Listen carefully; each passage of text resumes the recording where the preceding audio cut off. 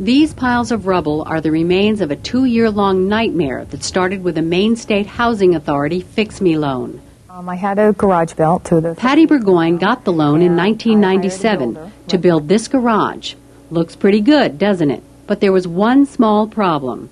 The engineer said it was like a house of cards. If you blew on it, it would fly away, and if you bumped it, it would fall down on you.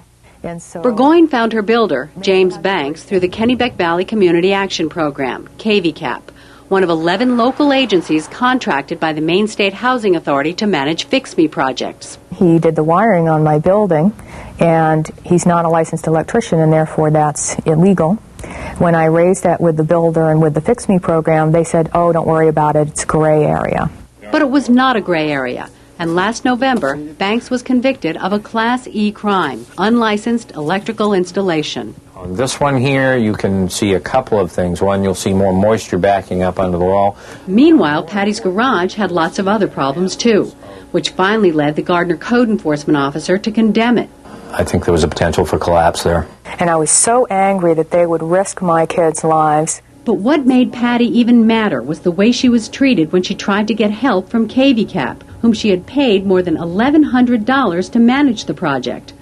KVCAP wanted her to pay out of her own pocket to patch up the garage, so she went to the Maine State Housing Authority for help. They told me that no one else had ever complained about the Fix Me program, and I was the only one that had a complaint. So I didn't feel I had anywhere to go. Maine State Housing has fought all along, telling me that I'm the only person that has ever had a problem with this. Nancy Jacob has a lot in common with Patty Burgoyne.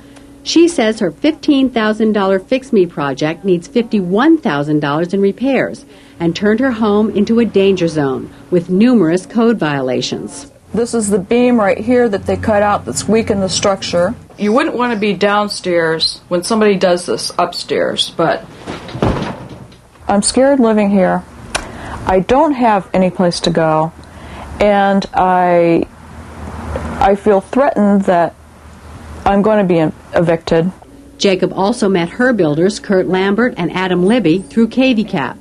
She says KVCAP told her she didn't need a written contract, despite a 12-year-old state law that requires one. If we had a written contract, we would have both had the protection of that, but we didn't have that, so it was just fights and arguments. When her contractors walked off the job, Jacob says KVCAP didn't help her, even though, like Burgoyne, she had paid the agency a $1,200 management fee, which, as it turns out, was illegal.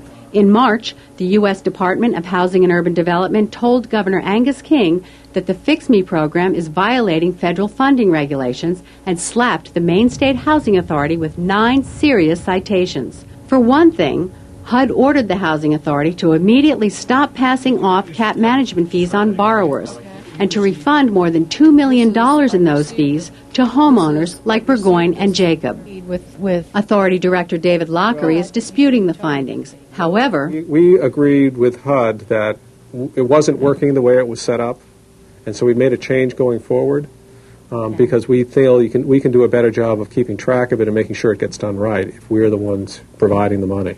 HUD also criticized the Housing Authority for failing to develop a process to resolve disputes, even after KVCAP specifically requested such a process be put into place, and despite the fact that Maine law requires it.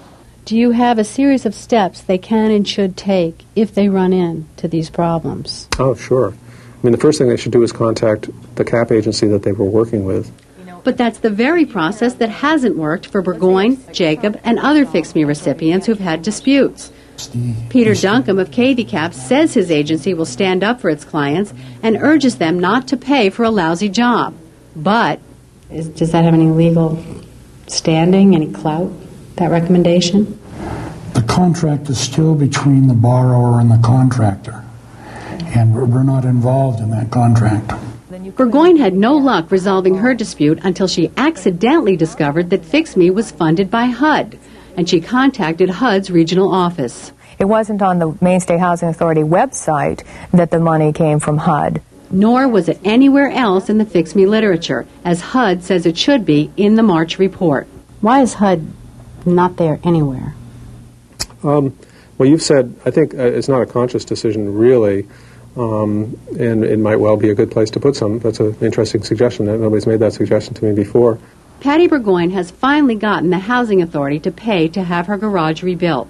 She was offered another $5,000 in damages, but with a condition attached. And they agreed to that only if I would agree to a gag order as part of the settlement. She says she turned down that cash because she would have had to agree not to help anyone else with Fix-Me problems. And right now, she's trying to help Nancy Jacob. I think it's a necessary program, but it's just, it's ruined my life. And a Winslow couple, Judy Alexander and Angelo Falcone, who've been living with the Fix-Me disaster for more than 2 years. When a truck goes by, the whole floor shakes. Everything shakes up here. And there's sometimes you just can't satisfy some people. Lockery claims the problem rate for Fix-Me is less than 1%. Only 31 complaints out of 3,500 loans. How do you know that all these people are happy? Well, we've surveyed them. So How many have you surveyed? I can't tell you that off the top of my head, but we've surveyed a significant sample. But Patty Burgoyne, Nancy Jacob, Judy Alexander, and Angelo Falcone don't much care about statistics. As Angelo puts it, if 1 out of 1 million have this problem, fix that one.